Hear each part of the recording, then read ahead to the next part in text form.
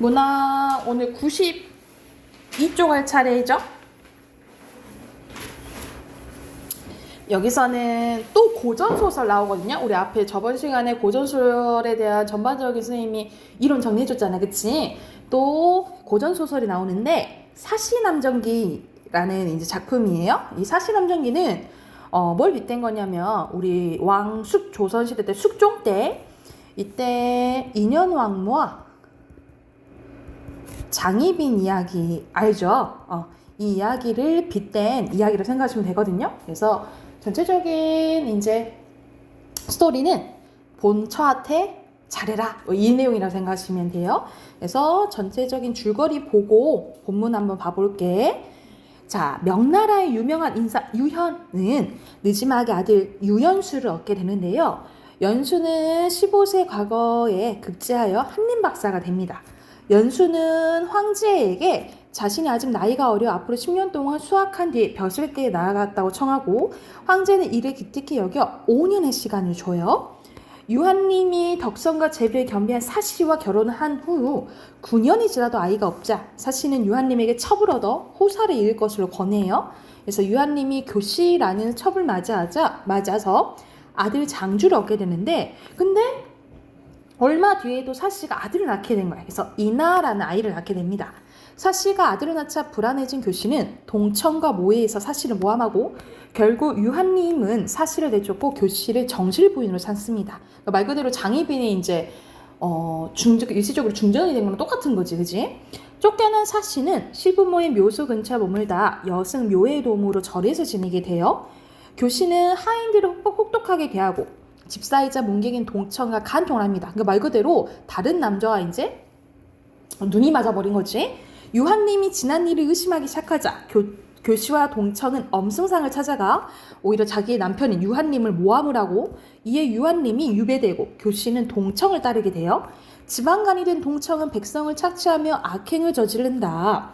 태자 책봉의 경사로 유한림이 유배에서 풀려나고 그간의 진실을 알게 되는데 지난날에 후회하던 유한림은 동청이 보낸 관졸들의 공격으로 죽을 위기에 처하나 때마침 나타난 사씨의 도움으로 목숨을 구하게 됩니다. 황제가 엄승상의 간악함을 깨닫게 되고 그를 내쫓고 동청은 학정을 일삼은 일로 처형이 돼요. 그리고 유한림은 다시 관직에 등용하게 됩니다. 고향으로 돌아온 유한림은 동청이 죽은 뒤 낙양에서 지내던 교씨를 잡아 죄를 묻고 교씨를 처형하고요. 다시 사씨와 행복하게 살았다라는 이야기라고 보시면 돼요. 그래서 여기서는 이때 이제 숙종 때 일을 빗댄 소설이라 보면 되는데 이제 본문 한번 바로 봐볼게요. 94쪽입니다. 이거는 대표적인 김만중의 작품인데 한글 소설이면서 가정 소설이고 당연히 고전 소설이니까 전지적 작가시죠. 인거 참고하시면서 볼게요. 유한림과 사소저가 결혼하던 날입니다. 마침 혼인하니 진실로 시경에 이른바 요조한 숙녀 군자의 종 같았다. 그러니까 말 그대로 선남선녀였다라는 거지. 다음날 패백을 받들어 소사께, 이 소사는 유한림의 아버지 얘기하는 거야. 말 그대로 시아버지. 드리고 감이 올라가 조상께 고했다. 친척과 손님들도 모두 모여 함께 소저를 바라보았는데 소저는 정신이 맑고 기질이 빼어나 마치 봄바람에 난초가 움직이는 듯 가을물에 하얀 연꽃이 피는 듯 했대. 그래서 여기서는 소저의 모습을 직유법을 통해서 드러냈네요. 행동거지가 모두 법도에 조금도 어긋나지 않으니 모든 사람들이 소저를 칭찬하고 소사에게 축하의 말을 전했대. 예를 마친 뒤 소사가 신부를 마루로 올라오겠대. 일찍이 관음찬을 보니까 관음찬은 이라는 시를 쓴 거야. 재주가 뛰어나다는 거 알겠구나. 다른 작품도 분명 적지 않을 테지. 그랬더니 소저가 붓을 올려 글을 쓰는 일은 여자에게 마땅한 바가 아닙니다. 게다가 타고난 자질이 노드나여 일찍이 지은 시가 없습니다. 관음차는 어머니의 명을 따라 억지로 지은 것일 따름입니다. 외람되게도 이 누추한 시를 보시라 생각하지 못했습니다. 하고 겸손의 말을 해요. 글을 쓰는 일이 여자가 할 일이라며 옛날 어진 부녀자들이 글을 배운 것은 무엇 때문이냐. 옛날 부인들이 글을 배운 것은 어진 행동을 본받고 악한 행동을 경계하고자 할 뿐입니다. 라고 얘기를 한 거야. 그러면 신부가 이제 우리 집에 왔으니 장차 어떻게 남편을 도와 바른 길로 이끌 것인가 하면서 이제 생각을 계속 물어요. 첩이 어려서 아버지를 여의고 어머님의 사랑을 받고 자랐습니다. 본래 배운 바가 없으니 어찌 밝은 물음을 받들어 답하겠습니까? 하지만 어머님께서 첩을 보냈을 때 중문에 이르러 경계하게 말씀하시기를 반드시 공경하고 반드시 경계하여 지아비 뜻에 어긋나지 마라. 그러니까는 남편만 잘 들어라 라고 이제 얘기한 거죠. 그 말씀이 아득하게 귓가에 오래도록 남아있습니다. 만약 첩이 마음을 다해 이곳에 힘쓴다면 큰 허물을 면할 수 있을 것입니다. 지아비의 뜻이 어긋나지 않는 것이 실로 부덕이다만 만약 남편이 잘못된 행동을 해도 따를 거냐? 라고 물어봐요. 이를 말하는 것이 아닙니다. 옛말에 부부의 도리람 또한 오륜에 속해 있다라고 했습니다. 그래서 왼쪽에 보면 오륜은 5가지 도리로 부자유친, 군신유의, 부부유별, 장유유서, 부모유신 얘기하는 거거든요. 그래서 이제 유교 사회에서 지켜야 될 거 얘기하는 거야. 아버지에게 간언하는 아들이 있고 이거는 부자 유친을 얘기하고요. 나라에는 간언하는 신하가 있고 이건 군신, 유의. 형제에게는 바른 도를 서로 격려하고 벗들에게는 착한 행동을 권하는데 이거는 친구와 관련된 부모 유신이에요. 자, 오직 부부의 경우에만 그렇지 않겠습니까? 부부도 똑같다라는 거지. 부부유별 나와요. 허나 예부터 남편이 부인의 말을 들으며 해롭기만 하고 이로운 게 없었으니 암탉이 새벽을 알리는 것은 경계하지 않을 수 없는 것입니다. 그래서 이때 당시에는 유교 사회였고 전체적으로 남자 중심이잖아, 그치? 그래서 이 말을 통해서 가부장적 가치관, 사고방식을 알 수가 있고요. 그만큼 여성들은 적극적으로 아니고 항상 따라야 되는 입장이라고 보시면 돼요. 그래서 여기를 통해서 수동적이고 소극적인 여성관을 알 수가 있다라고 보시면 되겠죠. 이걸 이제 미덕이라고 봤다 이 말이야. 우리 며느리는 옛날에 조대가에 비할 만하니 세속에 어떤 여자가 이에 미치겠는가 하면서 시아버지가 며느리를 엄청 마음에 들어해요. 또 자기 아들한테 어진 부인을 얻는 것만 작은 경사가 아니다. 네가 내 조를 얻었으니 내가 무엇을 근심하겠느냐 하면서 기뻐하는 모습이 나왔다라고 보시면 되고요. 자, 뒷장은 이제 조금 시간이 지나서 이제 사씨가 9년이 지나도 아이가 없다 했잖아, 그치? 그래서 교씨라는 이제 첩을 들이게 돼요. 그 이유인데 이 교씨가 하도 이제 사씨와 다르게 아양도 부리고 곁에도 부리고 하니까 이 사씨가 교씨를 한번 불러가지고 너무 조금 어리게만 이제 너무 이제 그 남편의 심기를 너무 건들지 말아라 라고 이제 경고의 말을 해요. 그래서 이제 교씨가 이제 사실 이제 사씨한테 어떤 소리를 들은 거잖아, 그치? 그걸 이제 이 남편한테 이르는 장면이라고 보면 돼요. 자네가 우리 집에 들어온 뒤로 일찍 즐거워하지 않는 것을 본 적이 없었는데 집안에 무슨 일이 있었기에 이렇게 구는가 하면서 막 교씨가 엉엉 우는 거야. 첩이 하나님의 물음에 답하지 않는다면 하나님께 죄를 지는 것이고 사실대로 말한다면 부인께 죄를 지는 것이니 답하기도 어렵고 답하기 하지도 않고 어렵습니다 하고 막 우는 거예요. 내가 자네를 허물지 않을 것이니 숨기지 말고 얘기해봐라 라고 하니까 첩이 속된 노래와 비루한 음악으로 군자의 길을 더럽히면서 상공의 명을 받들어 왔습니다. 그러니까는 이렇게 노래 부르면서 이제 말 그대로 남편을 즐겁게 만들어줬다라는 거지. 거칠고 졸렬할 줄 모르고 항상 명을 따른 것은 나는 남편 당신을 한 번이라도 웃게 해주려고 한 것일 뿐입니다. 어찌 다른 뜻이 있었겠습니까? 그런데 오늘 아침 부인이 첩을 불러 꾸짖기를 상공이 너를 취한 것은 본래 대를 잇기 위해서 집안에 미색이 없어서가 아니야. 넌 날마다 얼굴을 꾸미니 매우 마땅치 않아. 듣자니 네가 음란하고 바르지 못한 음악으로 장부의 마음을 미혹하며 돌아가시는 시아버지의 가풍을 타락시킨다더군. 그 죄는 죽어 마땅하나 지금 내버려두지. 후에 만약 고치지 않는다면 내가 비록한 여자이지만 여우가 척부인의 손발을 끊어버린 도끼와 내가 그녀를 말하지 못하게 만든 약을 갖고 있으니 모름지게 조심하도록 해! 하고 매우 엄하게 꾸짖었다라는 거예요. 말 그대로 이 사실을 모함하는 거예요. 첩은 시골의 빈한 여자인데 특별히 상공에 큰 은을 입어 영화가 넘쳐나고 부귀가 극진하니 죽더라도 한이 없습니다. 다만 상공의 밝은 덕이 천첩 때문에 세상에 웃음거리가 될까 두려워 감히 명을 따르지 않았던 것입니다 하면서 완전 약간 피해자 코스프레를 막 하는 거야. 그랬더니 한님이 가만히 생각했대. 부인이 평소에 그러니까 질투하지 않는다고 생각했는데 어찌 이런 말을 했을까? 또 부인은 교씨를 예로 대하고 한 번도 단점을, 그러니까 말 그대로 나쁜 말을 한 적이 없었다라는 거야. 비록 하인들의 사이에 일이라도 그 잘못을 드러나게 지적하지는 않았으니 교씨가 부인에게 잘못을 저지를 것이 아닌가. 그러니까 이때만 해도 교씨에 대한 교씨보다 이제 사씨에 대한 신뢰감이 있었던 거지, 그치? 그래서 교씨의 말을 다 믿지는 않아요. 그래서 교씨한테 얘기를 합니다. 내가 자네를 취한 것은 부인이 권했기 때문이네. 일찍이 부인의 자네에 대해서 나쁜 말을 하는 것을 내가 듣지 못했으니 반드시 비복들 사이에 참언이 있어서 한순간 녹이 리지 못할 것인가. 그러니까 잠깐 화나서 그랬겠지. 비록 그런 말이 있었더라도 본성은 온하여 자네를 해하려는 마음은 결코 없을 테니 만에라도 의심 말게. 설사 해하려 한다 해도 내가 있는데 어찌하겠나. 그래서 교씨는 겉으로 네네 알겠습니다 했지만 분한 마음을 끝내 버리지 못했대. 오호라, 옛말에 했네요. 호랑이는 그릴 때 골격을 그리기가 어렵고 사람을 알 때는 마음이 알기 어렵다고 했다. 교씨는 용모가 공손하고 언사가 온화하여 사씨가 마음으로 좋은 사람이라고 생각은 했대.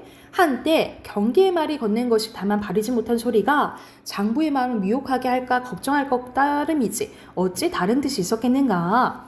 교씨가 매우 분한 마음을 품고서 헐뜯기 시작하여 끝내 큰 재앙의 근원이 되었으니 부부와 첩첩 간의 일이 어찌 조심하지 않겠는가. 이제 일이 이제 될 것 같다라고 이제 서술자가 얘기를 하는 거죠.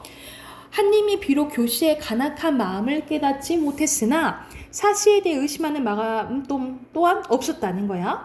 따라서 교씨가 다시 헐뜯지 않았대. 그러니까 교씨가 머리가 좋은 거지. 왜냐하면 계속 헐뜯어봤자 자기가 손해라는 걸 아는 거예요. 자, 그 다음 마지막 쪽 봐볼게. 마지막 쪽은 이제 교씨가 아들을 낳고 그 아들을 낳은 다음에 이제 사씨가 임신하게 된 상황이라고 생각하시면 돼요. 하루는 남매가 사씨의 시비와 함께 논의다 돌아와 교씨에게 말합니다. 춘방의 말을 들으니 부인에게 태기가 있다고 합니다. 10년 만에 처음 태기가 있다 하니 진실로 세상이 드문 일이군. 필시 월사가 그릇돼서 그런 것이야. 만약 저가 아들을 갖는다면 내 아들은 매우 무색해질 테지. 어떻게 좋은 계책을 얻을 수 없을까? 하고 생각했으나 계책이 없었대. 자, 급기야 5달이 지나니 진짜 임신한 게 맞은 거야. 온 집안이 크게 기뻐했대. 교씨는 심기가 불편해 남매와 몰래 뱃속에 태아를 죽이는 약을 구한 뒤 사씨가 마신 약에 타버렸대. 이런 끔찍한 일을 저지른 거죠. 하지만 사씨가 마시다 기운이 거슬러 토해 끝내 그 계책이 이루어지지 않았대. 10달이 차자 과연 아들을 낳았다. 골격이 비상하고 풍채가 빼어났는데 한님이 크게 기뻐하여 이나라고 이름을 지으니 집안 사람들이 모두 떠받들었대요. 교씨는 비록 부축한 마음을 품었으나 계책이 없어 사씨에게 축하 인사를 하며 기뻐서 애지중지하는 척했대. 한님과 사씨는 그게 모두 진심이라고 여겼대요. 이나가 점점 자라 하루는 장주와 함께 누워있고 마침 두 유모가 같이 놀아주고 있었는데 한님이 밖에서 들어와 두 아이가 노는 것을 보고 대가가 어루만졌다. 이나가 비록 어리나 기상이 탁월하여 잔약한 장주와는 달랐대요. 한님은 옷을 벗지도 않은 채 이나를 껴안으면서 이 아이 이마 위에 솟은 뼈가 돌아가신 아버님과 비슷하니 필시 우리 집안에 크게 될 것이야 하면서 모름지기 조심해서 기르거라 하고 나갔대. 근데 이 밑에 사람도 문제야. 장주의 유모가 장주를 안고 들어가 교씨에게 통곡하듯 일러 바친 거예요. 한님께서 이나만 이뻐하고 장주는 보지도 않으십니다 하니까 교씨가 더 불안해지겠지, 그치? 그래서 교씨가 얘기를 합니다. 내가 용모와 자태에서 사시와 짝할 수도 없고 솜씨 또한 저에게 믿지 못하지. 게다가 처와 첩이란 차이마저 있어. 다만 나에게는 아들이 있고 저는 아들이 없어서 내가 상공의 공경을 받았지. 허나 이제 저가 아들 이나를 낳았으니 장차 그 아이가 이 집 주인이 될 것이야. 그럼 내 아이는 어디다 쓰겠어? 사실 또한 비록 겉으론 인의를 베푸지만 화원에서 꾸짖으며 한 말은 분명 시기였어. 한님에게 한번 참소하긴 했으나 그의 마음이 사시에 두텁게 치우쳤으니 나의 앞길을 어찌 걱정하지 않겠어? 하고 심랑이라는 사람 불렀대. 심랑은 교씨에게 금은보화를 받아 마침내 교씨의 신복이 되었다. 심랑은 간악한 음모와 사특한 성계를 꾸미지 않은 적이 없었으나 일이 매우 비밀스러워 아무도 알지 못했대. 그러면서 이제 서서히 사씨 이제 모함하기 시작하고 결국 이제 전체적인 스토리 봤을 때 쫓겨나게 되잖아. 그 이유로 이렇게 이어진다라고 생각하시면 될 것 같아요. 그래서 여기서는 말 그대로 첩과 본처 이제 갈등이 나오는데 이제 주제는 말 그대로 이제 본처에다 잘하여라 이 말이겠죠, 그렇죠? 그래서 여기서는 주제 간단하게 쓰면 사시의 높은 덕성과 권선징악에 대해서 이야기했다라고 보시면 돼요.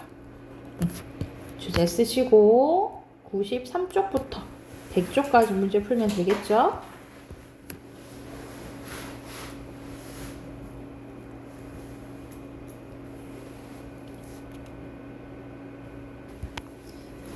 자, 93쪽 보면은 여기서는 I 때문에 첫 맞은 거지. X, O 교시 처형했다 했죠? X예요.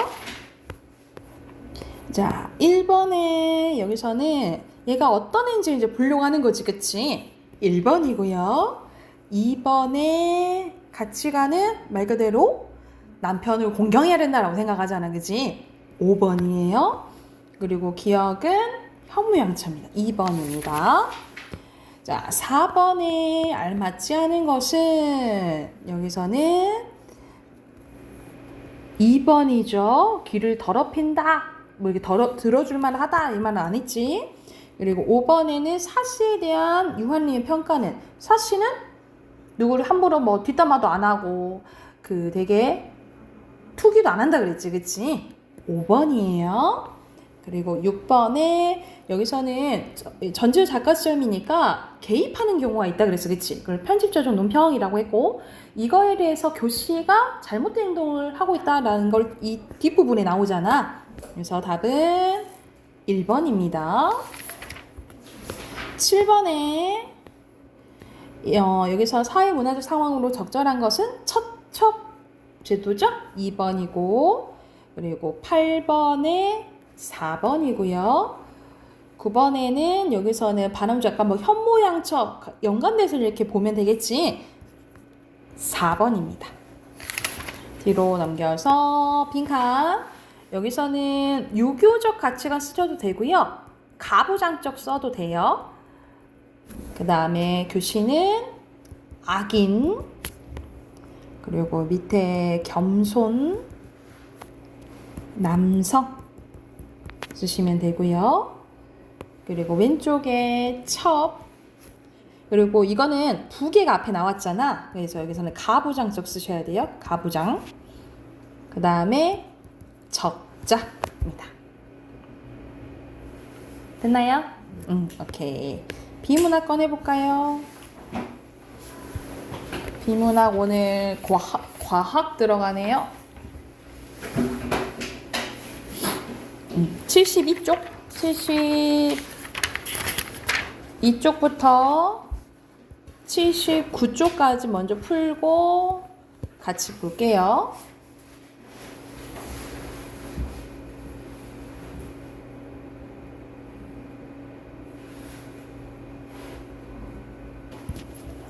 여기서는 스윙바이에 대해서 나오지. 첫 번째 문단부터 보면 우주 탐사선이 지구에서 태양계까지 날아가기 위해서는 일정 속도 이상에 이르러야 되는데 그러나 탐사선의 추진력만으로는 이러한 속도에 도달하기 어렵대요. 추진력을 마음껏 얻을 수 있을 정도로 큰 추진체가 달린 탐사선을 만들 수 없기 때문이다. 대신에 탐사선을 다른 행성에 접근시키는 이 스윙바이를 통해 속도를 얻는데요. 스윙바이란 말 그대로 탐사선이 행성에 잠깐 다가갔다가 다시 멀어지는 것을 얘기하는데요.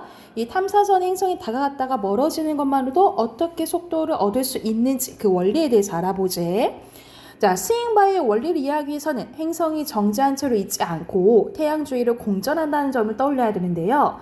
그리고 이 뒤에서 바람이 불면 우리 속도가 약간 빨라진다는 느낌이 들잖아. 힘을 받는 느낌이 들잖아. 그래서 이런 외부의 영향으로 물체 속도가 변한다는 것도 기억을 해야 된대.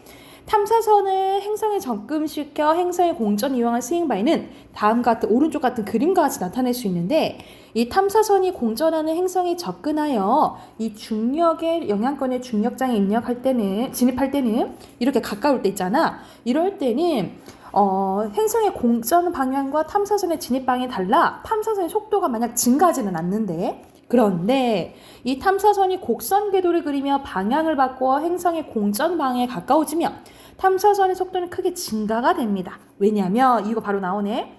탐사선이 행성에서 멀어지는 방향이 이렇게 이 순간에 지나가서 멀어지잖아. 이때 공전 방향에 가까울수록 이 스윙바를 통한 속도 증가 효과가 크기 때문이라는 거예요. 그래서 이렇게 나갈 때 속도를 이렇게 얻는다라는 거지. 이 탐사선의 속도 증가에 행성의 중력도 영향을 미친다라고 생각할 수 있는데 탐사선이 행성이 다가가다 보면 행성 끌어당기는 중력의 영향으로 이 탐사선 속도가 증가하기 때문이다. 여기 나오죠. 그러나 스윙바이를 마친 후 탐사선의 속도의 크기의 변화에 행성이 중력 영향을 미치지 못한다. 왜냐하면 탐사선이 행성 중력 영향권을 벗어나면 중력의 영향을 얻은 만큼 속도를 잃기 때문이라는 거죠. 그래서 탐사선을 롤러코스터에 비유한다면 쉽게 이해할 수 있대. 높은 곳에서 낮은 곳을 쭉 내려가면 속도가 증가하지만 가장 낮은 지점을 지나가면 속도가 감소하잖아. 그치? 그래서 이렇게 증가하다가 이렇게 나갈 때는 중력장에서 벗어나면 느려진다. 이렇게 보면 되겠죠. 그래서 스윙바이는 행성의 공전 속도를 훔쳐오는 거예요. 그런데 운동량 보존 법칙에 따라 스윙바이를 통해서 탐사선과 행성이 주고받는 운동량은 똑같죠.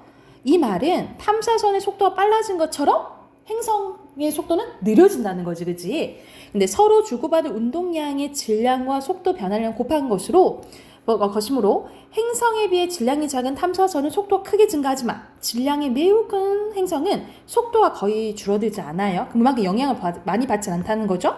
그래서 실제로 지구와의 스윙바를 통해서 초속 8.9km의 속도라는 갈릴레오로 인해 지구의 공전 속도는 1억 년 동안 1.2cm 정도 늦어지겠다라는 거죠. 그러니까 갈릴레오에 비해 지구가 너무 크잖아, 그치? 그래서 그렇게 영향을 받지는 않는다라는 내용이네요. 그러면 1번에 답 확인해보면 여기서는 안 나온 거 고르는 거지, 그치? 여기서 답은 2번. 중력은 안 변하죠, 그쵸? 그리고 2번에 여기는 속도가 확 증가했다가 줄어드는 거잖아, 그치? 그러면 이렇게 완만한 것보다는 이렇게 가는 게 속도 변화가 큰 거잖아. 속도의 크기가 큰 거잖아, 그치? 여기서 알맞지 않은 것은 4번이죠. 봐봐. B랑 C 보면은 C는 속도 변화 더 큰 거죠. 그치? 자, 뒤로 넘기면 OX 문제네요. 순서대로 O 그리고 공전이죠. X 그 다음에 O 그리고 속도는 느려지겠죠. X죠. 그리고 여기서 중심 내용은 스윙바이 들어가야겠지. 여기서는 스윙바이를 하는 이유와 스윙바이의 원리라고 보시면 됩니다. 그리고 빈칸, 행성, 공전, 그리고 증가, 추진력이고요. 오른쪽에 순서대로 탐사선, 공전, 행성, 그리고 O에서는 X예요. 자, 두 번째 거는 생물과 관련된 거네, 그치? 염증 반응에 대해서 나와요. 그래서 염증 반응은 어떻게 진행되는 걸까? 라고 나오네요. 이 문단부터 봐볼게. 염증 반응은 우리 몸에 침입한 바이러스나 박테리아 등의 병원체를 제거하여 병원체가 몸 전체로 퍼져나가는 것을 방지하고 손상된 세포나 조직을 제거하여 수리를 시작하기 위한 면역 반응 중에 하나입니다. 면역 반응에서는 병원체가 대항하여 신체를 보호하는 역할을 하는 혈액소, 백혈과 주로 관여하게 되는데 염증 반응도 예외는 아닙니다. 그러나 체내에 들어오는 특정 병원체를 표적으로 하는 다른 면역 반응과 달리 염증 반응은 병원체의 종류를 가리지 않고 나타난다는 특징이 있대요. 그렇다면 염증 반응은 어떻게 일어날까? 가령 이런 거 나오면 예시라고 보면 돼요. 뾰족한 핀으로 찢긴 피부에 병원체가 침입해 감염을 일으킨 상태가 되면 병원체들은 우리 몸의 여러 조직에 상주하고 있는, 즉 세포 섭취 능력을 가진 대식세포에 의해 포식되어 파괴되기 시작돼요. 이 대식세포 표면에는 병원체의 고유한 특징을 인식하는 수용체가 있어서 이것이 병원체 표면의 특징적인 분자들을 인식해 병원체와 결합을 하면 대식세포가 활성화되어 병원체를 삼키는 거야. 이러한 반응과 더불어 피부나 내장기관을 둘러싸고 있는 조직의 일부에 분포하는 이 비만세포가 화학 물질인 히스타민을 분비를 한대요. 이 분비된 히스타민은 화학적 경보 신호를 작용하여 더 많은 백혈구가 감염 부위에 오도록 혈관을 확장시키는 역할을 한대. 그러니까 여기 비상이야, 얼른 와, 이렇게 해준다는 거죠. 이 혈관이 확장되면 혈관 벽을 타고 있는 내피세포들 사이가 벌어져 혈장, 단백질, 백혈구 등이 쉽게 올 수 있도록 만들어준다는 거야. 이때 백혈구의 일종인 단핵구가 혈관 벽을 통과하여 병원체가 있는 감염 부위로 들어오게 돼요. 혈관 속에 있을 때 세포 섭취 능력이 없던 단핵구는 이 혈관 벽을 통과한 후 대식세포가 된 거죠. 대식세포로 분화돼서 병원체를 포식하게 됩니다. 이러한 대식세포는 사이토카인과 케모카인이라는 단백질을 분비해서 병원체를 제거할 다른 방어체계를 유도하는데요. 먼저 사이토카인은 혈관 내피세포의 작용 혈관을 확장시키고 또 다른 백혈구 일종인 호중구가 혈관 벽에 잘 달라붙을 수 있도록 만들어준대. 그리고 케모카인은 혈관 벽에 붙어있는 호중구가 혈관벽 내피세포로 빠져나와 감염 부위로 이동할 수 있도록 유도해주는 역할을 한다는 거죠. 그래서 여기서는 어려운 막 단어들이 나오잖아. 그래서 어떤 역할을 하는지 잘 보셔야 돼요. 그리고 감염 부위로 이 호중구는 또 대식세포와 똑같이 병원체를 삼키는 역할을 한다는 거지. 한편 세포들이 병원체를 포식하여 파괴하는 과정에서 병원체와 함께 죽는 경우가 있는데 이렇게 죽어가는 세포나 병원체가 고름의 주성분이 된대요. 고름은 대식세포에 의해 점차 제거되기도 하고 압력에 의해서 밖으로 나오기도 하는데 히스타민에 의해 혈관이 확장되면서 상처 부위가 혈장으로 채워지기 때문에 우리가 빨갛게 부어오르고 그리고 상처 부위가 부어올라 신경을 물리적으로 누르면서 통증이 나타나기도 한대요. 그래서 여기서는 이제 전체적인 염증 반응에 대한 내용이네요. 자, 여기서 1번. 여기서 확인할 수 없는 것은 여기서는 병원체를 오히려 막는 거잖아요. 그치? 알 수 없는 거 4번이고요. 그리고 2번에 이런 식으로 각각의 하는 역할들이 나오겠지. 그치? 여기서 알맞지 않은 것은 몇 번 했어요? 오케이. 3번이죠. 자, 뒤로 넘겨서 여기서는 여기 문단별로 관련된 단어 쓰는 거거든요. 그래서 1문단에는 상처, 2문단에는 면역, 반응의 하나랑 신체 보호구역, 그 다음에 3문단에 히스타민, 혈관, 확장, 그리고 단백질 분비, 그 다음에 고름이라고 보시면 되고 중심 내용은 염증 반응 들어가야겠죠. 염증 반응의 발생 원인과 과정이고요. 그리고 여기 밑에는 과정이 순서대로 정리되어 있네. 첫 번째 대식세포, 그 다음에 히스타민,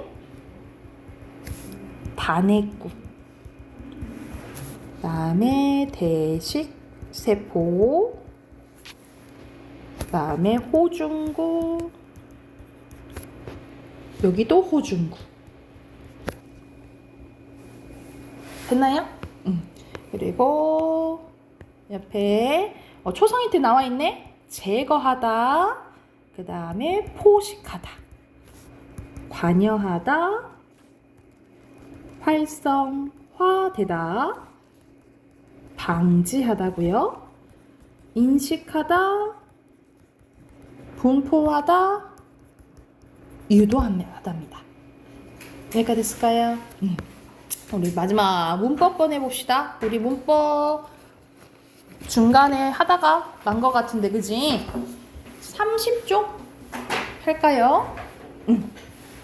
우리 저번 시간에 축약했었고, 축약은 줄어드는 거라 했잖아요, 그치? 그리고 탈락은 아예 빠져버리는 거라 했고, 오늘 할 부분은 마지막 첨가입니다. 첨가는 들어가는 거라고 생각하면 돼. 그래서 영어 우리 다음 주가 벌써 월말이거든요. 그래서 월말마다 우리가 그 월말 평가를 보는데, 선생님 여기 앞에서 배웠던 교체랑 축약, 탈락, 첨가랑 해서 의문의 변동 있죠.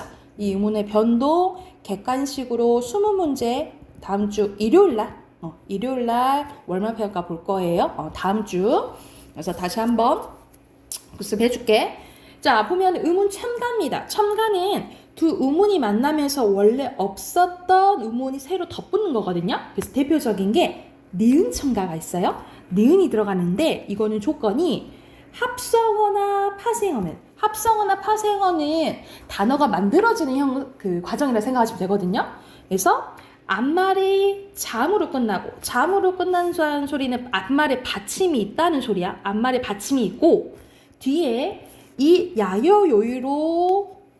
뒤에 이 야여요가 오면 니은이 첨가돼서 니냐뇨 요뉴로 발음된다 이 말이야. 여러분 영어 예시를 볼게. 봐봐, 손 플러스 이불이야. 이거 이제 합성어를 만드는 과정이거든요. 근데 앞에 뭐야? 받침 있지. 그리고 뒤에 이 야여요 중에 뭐가 있어? 이가 왔죠. 그러면 니은이 첨가된다라는 거야. 그래서 어떻게 발음된다고? 솜니불 이렇게 발음 나는 거예요. 이것도 마찬가지야. 맨 플러스 입인데 앞에 받침 있죠? 그래, 이 야여 중에 이가 왔으니까 맨님 이렇게 발음 나는 거야. 근데 또 다른 얘 봐볼게. 예를 들어서 홑 플러스 하나 이불 있어요. 그러면 이거는 어떤 현상이 일어나냐면 먼저 음절의 끝소리 규칙이 적용이 돼요. 그래서 홑 이렇게 발음이 나. 근데 앞에 받침이 있죠? 그 다음 이가 왔지. 그러면 니은이 첨가가 돼. 그러면 니불이가 돼요. 그쵸? 근데 디귿이랑 니은이 만났다. 그러면 비음아 일어나서 결과적으로 어떻게 발음 나냐면 혼니불 이렇게 발음이 나는 거야. 그래서 여기서는 어떻게 일어나는 거야? 음절의 끝소리 규칙 적용이 되고 그 다음에 니은 첨가 일어나고 그 다음에 비음아가 일어나는 거예요. 그래서 교체가 2번 일어나고 첨가가 1번 일어나는 거라 생각하면 돼. 이해됐을까요? 또 다른 예 하나만 더 들어볼게. 우리가 색 플러스 연필 이따 쳐보자. 자, 이거는 봐봐. 받침 앞에 색 플러스 연필이잖아. 앞에 받침이 있고 뒤에 이 야요 중에 뭐가 왔어? 여가 왔죠. 그러면 뭐가 일어나? 니은 첨가 일어나. 그러면 연필이가 돼. 그치? 근데 기억이랑 니은이 만났다. 니은이 비음이죠? 그럼 비음하게 일어나서 결과적으로 어떻게 발음나? 색연필 이렇게 되는 거예요. 이해됐나요? 그럼 여기서는 니은 첨가 일어나고 뭐 일어나? 비음화가 일어나는 거죠. 그래서 첨가가 한 번, 교체가 한 번 일어나는 단어라고 생각하시면 돼요. 이해됐을까요? 그러면 옆에 참고하면서 31쪽부터 우선 우리 33쪽까지 풀어볼게요. 33쪽까지 풀고 답 확인 한번 해볼게.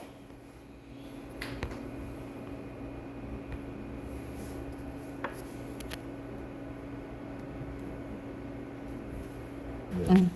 31쪽 순서대로 X5, X5, 5, X고요.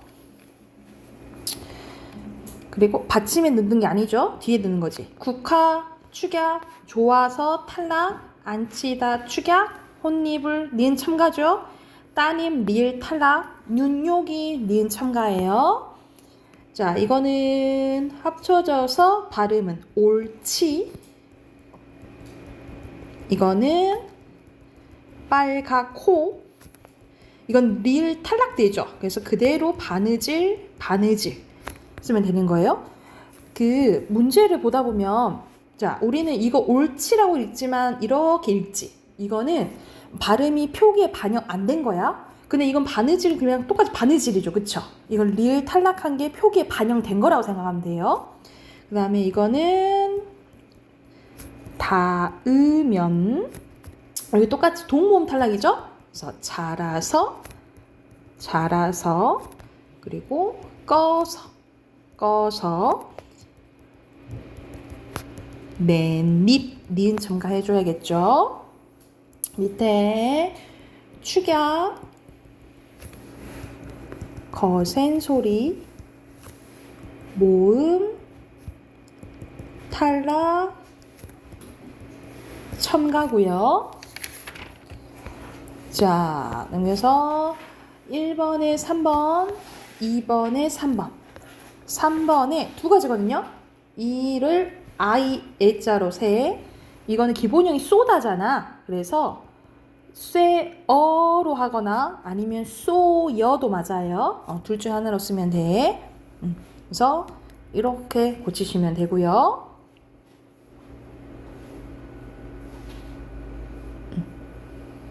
됐나요? 네. 그 다음에 4번에 2번, 5번에 4번, 6번에 1번, 7번에 2번, 8번에 니은 첨가, 9번에 4번, 10번에 4번, 11번에 4번. 혹시 여기서 질문 없어요. 다 맞았어요? 네. 그러면 뒤로 넘겨서 이 문제도 쭉 풀어볼까요? 아니면 숙제로 해올까? 네. 그러면은 34쪽부터 시간이 거의 다 됐으니까 우리 37쪽까지 숙제로 해올게요. 내일까지. 그러면 이거랑 내일 단어 12강 외워오세요. 네. 오케이. 여기까지 합시다.